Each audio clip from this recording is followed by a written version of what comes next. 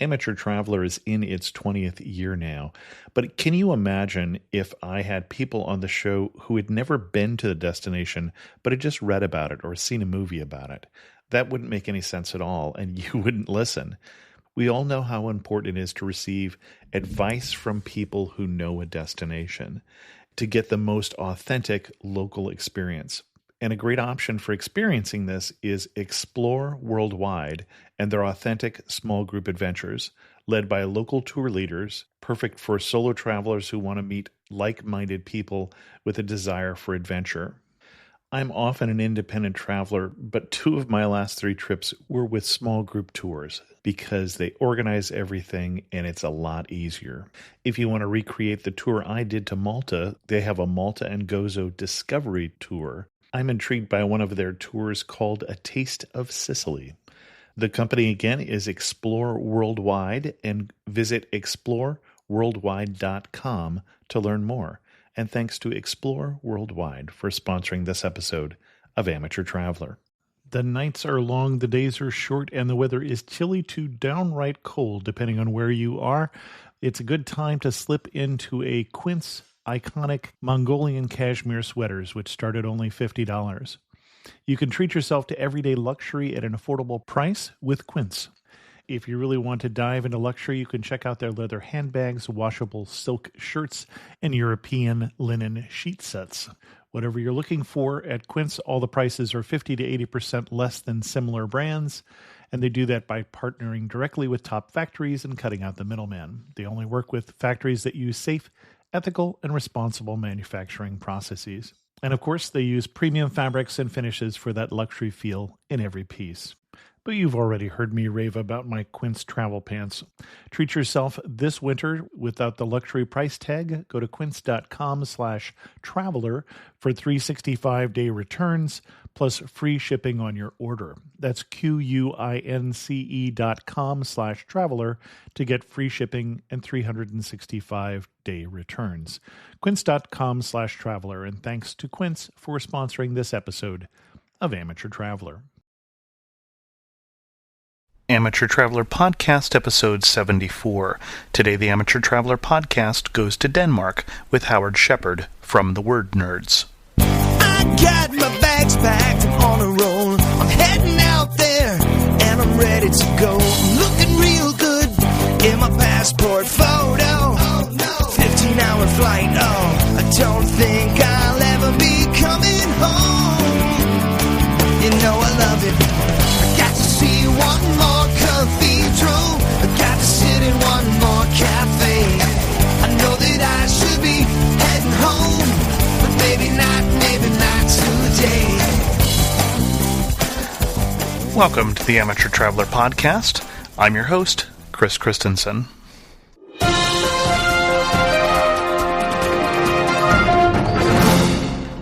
The first news story is the winner of the recent Amateur Traveler contest.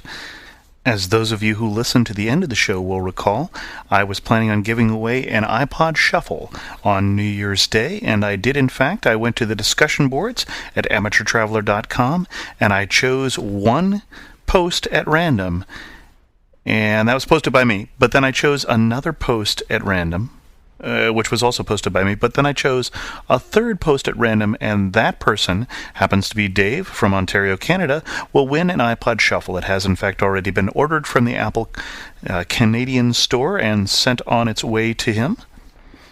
The winning entry, if in case you're interested, was a post in Travel Ideas, and it was about home exchanges, and I'll read it to you. We were a bit nervous at first about the idea of exchanging homes with complete strangers, but I was looking for an alternative and less expensive way of traveling with our family, 5 of us. One of my wife's colleagues, she is a vice principal at a primary school, told us about Intervac.com. It was a bit pricey to join, so I researched Intervac as well as some other sites and offered a similar service. I joined Intervac in March of 2005 and listed our home on their site. Plus, I created a very simple website and added info to help market our home. I didn't expect much interest as we live in rural eastern Ontario, Canada, about 45 minutes south of Ottawa. I was amazed to find I was getting offers from all over Europe within a few days, sometimes up to 2 a day. We negotiated with several families until we found a good match in mid-April with a family from Aberdeen that owned a summer home in St. Andrews. They were a family of 3, and the husband wanted us to take his sister and daughter along, who lived in Dunfermline. This worked out great for us, as Dunfermline House along with the St. Edward's home were both available to us during our stay. A lot of Intervac travelers also swap cars as part of the deal, but we both decided to rent vehicles. If you want any more information on the trip, and it gives his contact information here if you want to contact him. So you can find that post in Ideas, and in fact that post won Dave an iPod Shuffle. As luck would have it, Dave was trying to buy an iPod Shuffle this Christmas, he tells me, but in fact he hadn't been able to find any on the store shelves. I like the fact that he said, "It's rather funny and a bit ironic for me to win this item, but coming from you, I'm sure it's genuine. Me and a lot of folks with limited spam filters win at least 20 iPods and PlayStations a week with all the spam that we seem to find in our email box." So I wrote back Dave and said, not only that, but if he gives me his bank account numbers, there's some money I'm trying to move in from Nigeria.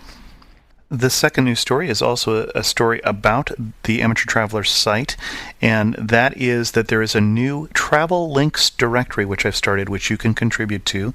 I have put up a directory with a number of different categories and links, some of which have been mentioned on the show before and some of which have not, and trying to build up a library of useful travel links. You can also go in and comment on links. I tried this site, I didn't like it, or suggest links of your own. So check that out. That is amateurtraveler.com/directory, and it's also linked from the homepage at amateurtraveler.com. And in further evidence that I had time on my hands here over the New Year's break, there is also a new mailing list for the Amateur Traveler. I don't plan on using it that often, or at least don't plan on using it anything like daily, possibly weekly, to give you announcements about the show, but more likely in something goes either right or wrong about the show, give you a chance to get an email to let you know what's going on. So if there's a new, some information that I find out, especially something that's very timely information, I would send something off to the mailing list, and you can sign up for that on the homepage at amateurtraveler.com. I promise we'll get back to real news stories for you next week, but I did have a number of news items there that I did want to cover for you about the show. And now, with no further ado, let's get into that interview with Howard Shepard. I'd like to welcome onto the show this week Howard Shepard. Howard is from the podcast The Word Nerds, which he does with another Howard and with his brother. That's right. Yeah. Welcome to the show, Howard. Thank you, Chris. And you just got back from a trip to Denmark and also spent some time there in the past, including this summer. Right, that's right. Why Denmark? What's the affiliation between you and Denmark?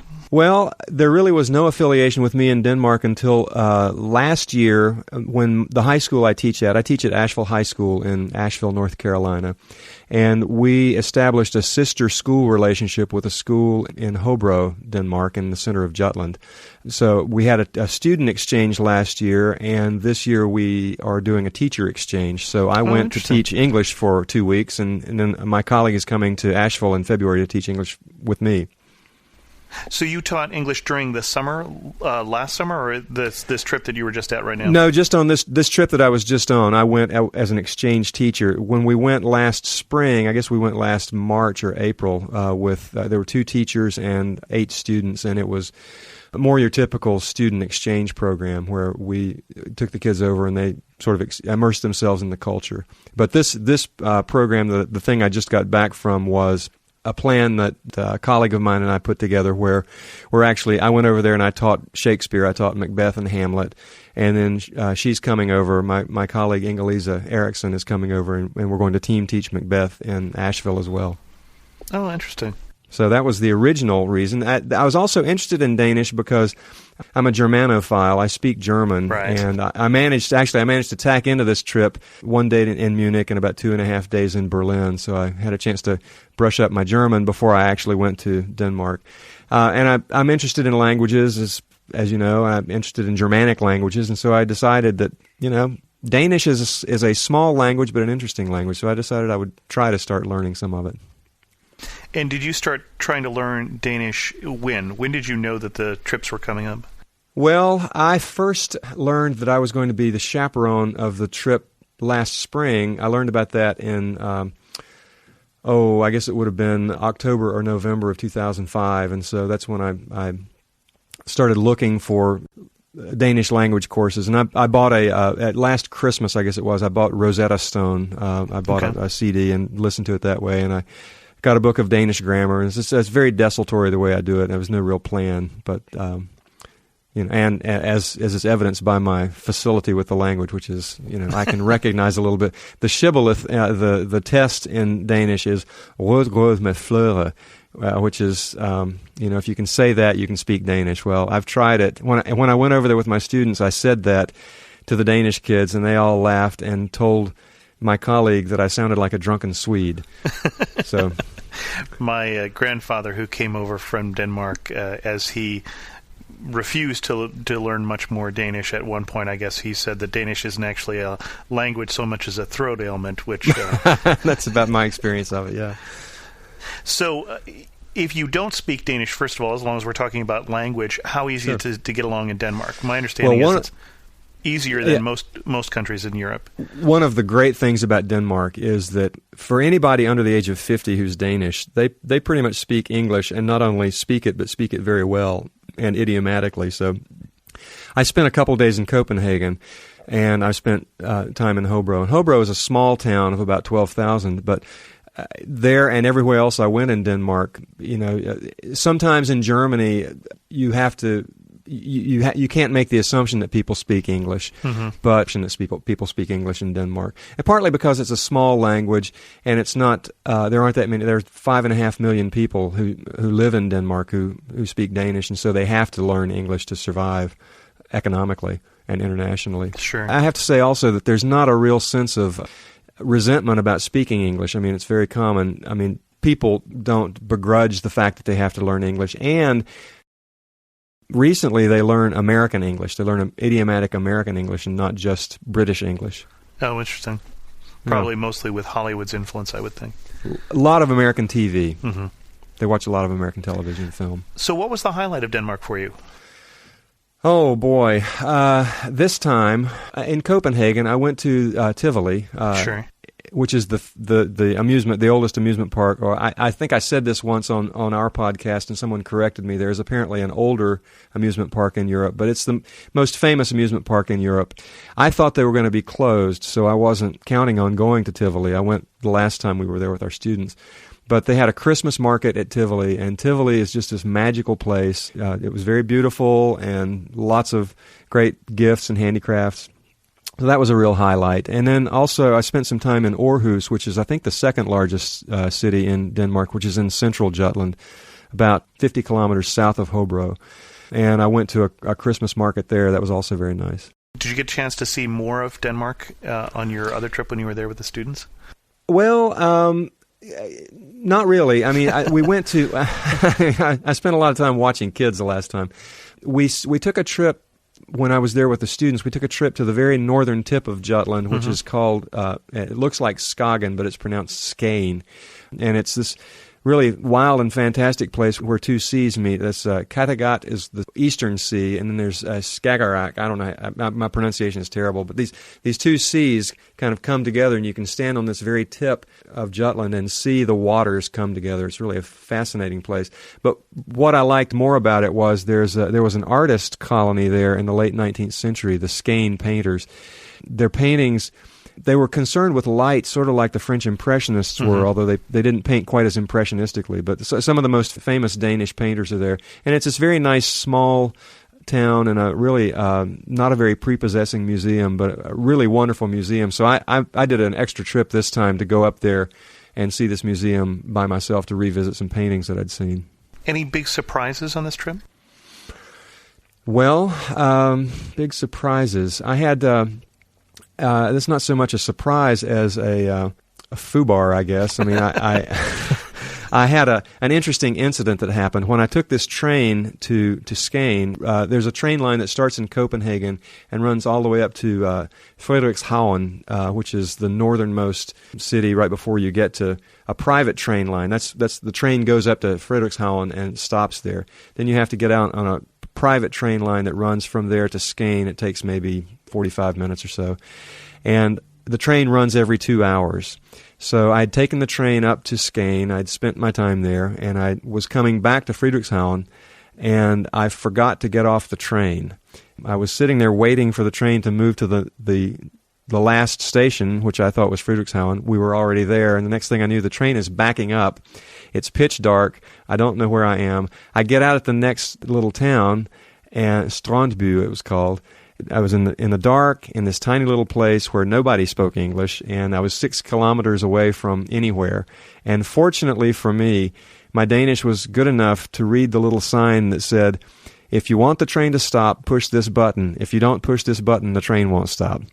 Because I had this image of the train coming back from Skane an hour and a half later, and me standing there on the platform and the train just kind of zipping right by. But fortunately, that didn't happen. Fortunately, actually, a couple came by to mail a letter at the train station. I went up and kind of very nervously said, "Taler du engelsk?" And they said yes.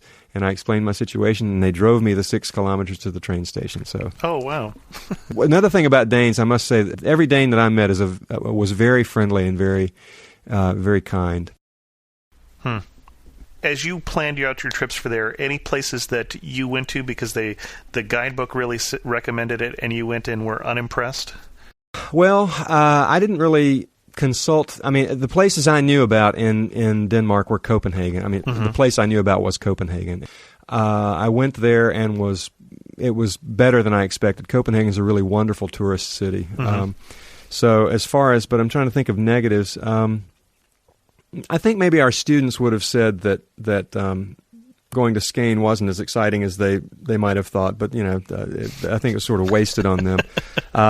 It's yeah, I've got 2 teenagers too. I understand.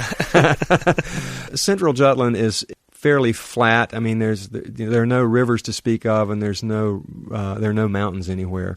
And I live in the mountains of North Carolina, so that's a little bit hard to get used to. But no, I can't say that I had a disappointing experience anywhere that I went. Okay. Conversely, any places that, because you were traveling, for instance, with locals, that you found out about that the tour books don't even mention?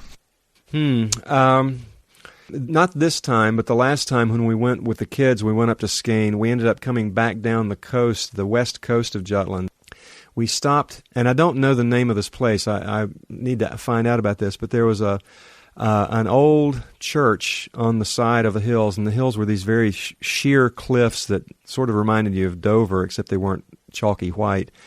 Just really a stark landscape. There was a lighthouse further south of where this little church was that was slowly being taken over by sand dunes. It was a fascinating place in the middle of nowhere, as I say, and not the kind of place that you would probably know about. Although, in preparation for this trip, I bought the only Danish film that I knew of, which was Babette's Feast. And I think they might have filmed it there, because there's one little scene in Babette's Feast where you see this church, and I think it's the church that we visited. So I wish I knew the name of it, but it's the old church on the west coast.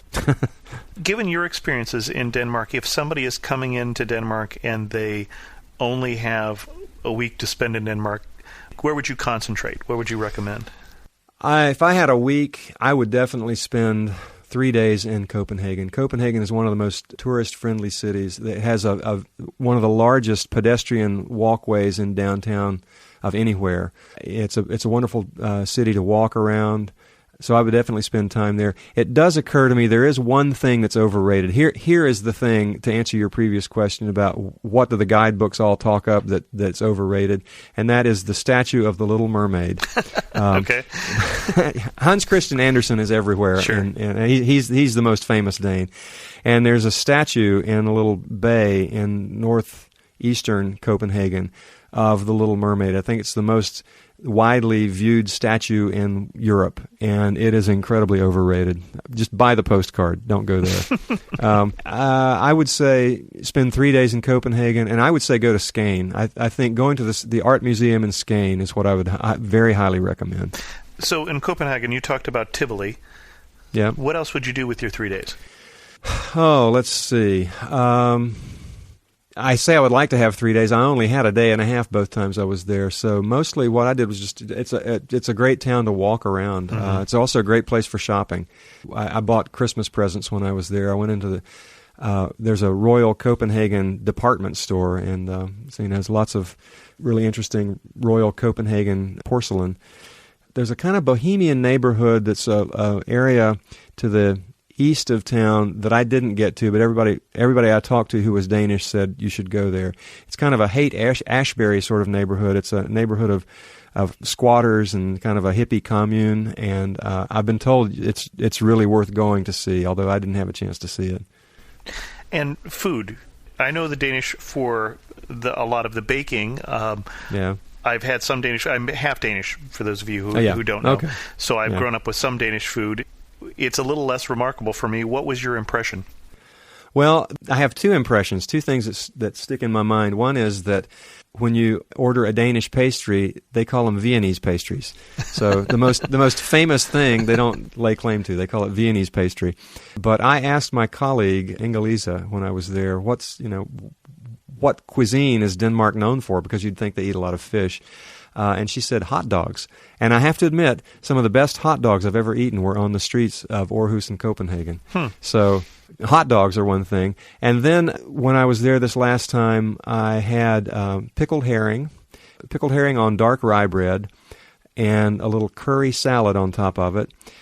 And that is the vehicle or the introduction to the highlight of this experience, which is aquavit.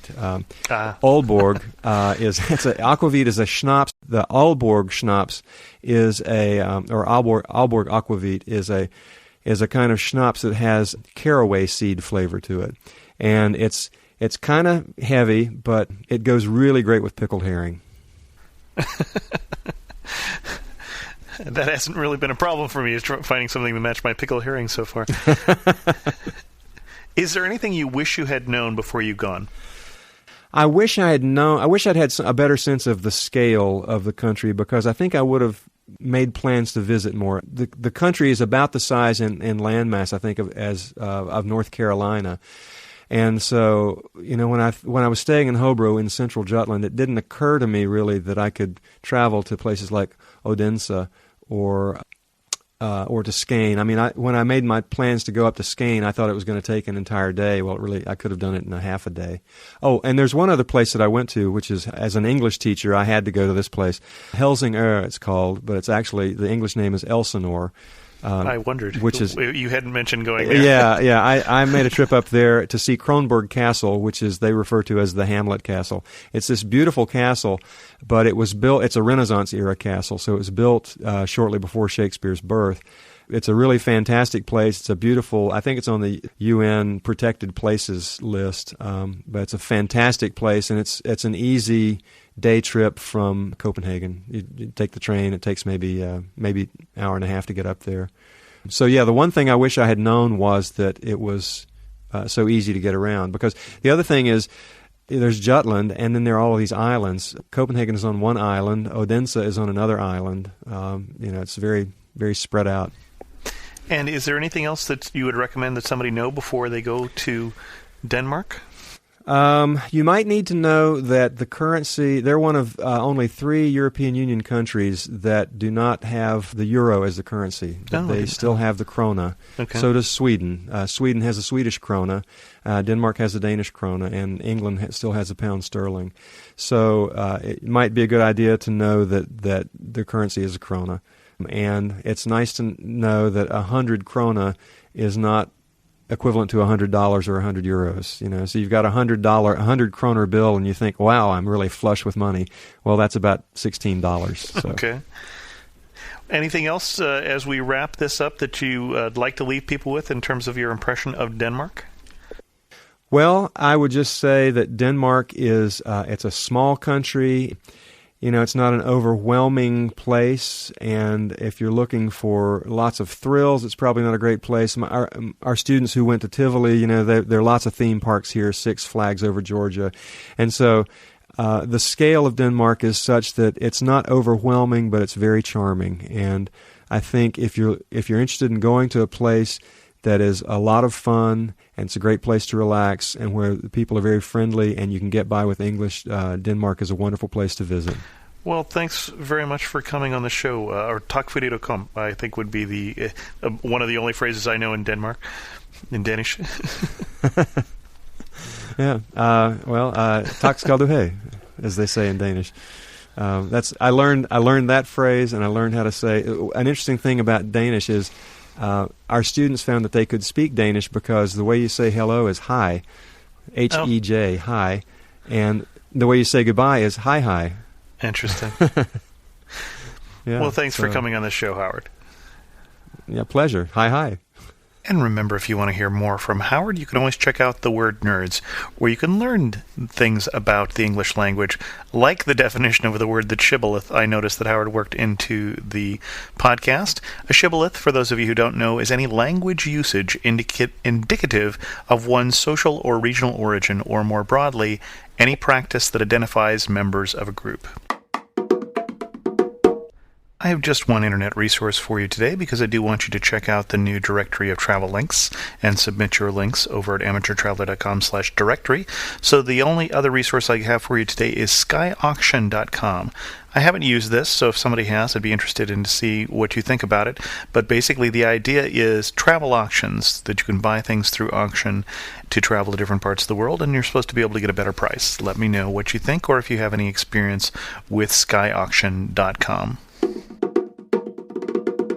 The first thing I'd like to do is announce a new contest for someone who writes a review about the Amateur Traveler at iTunes, and you can find the links to that either in iTunes for the iTunes Enhanced version, or check out a link in the iTunes Enhanced version of the show or on the website at amateurtraveler.com.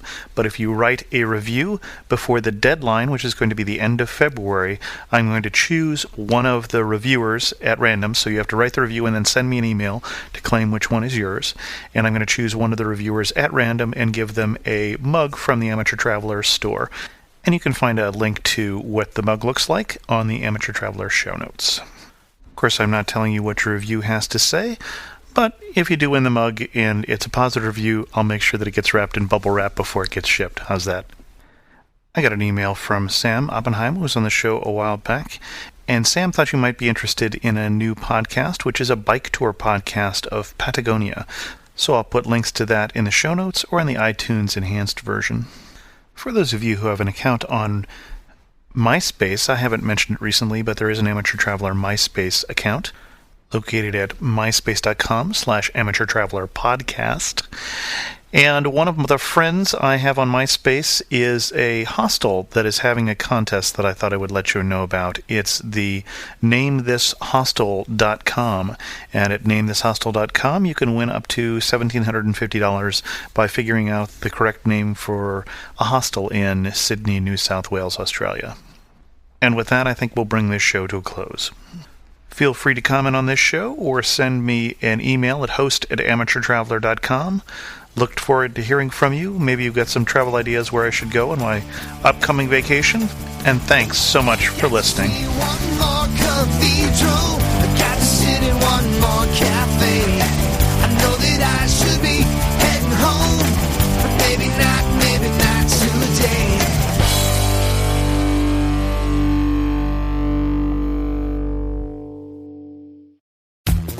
The best and the brightest, served up daily by the sharpest minds in content delivery, Podshow and Limelight.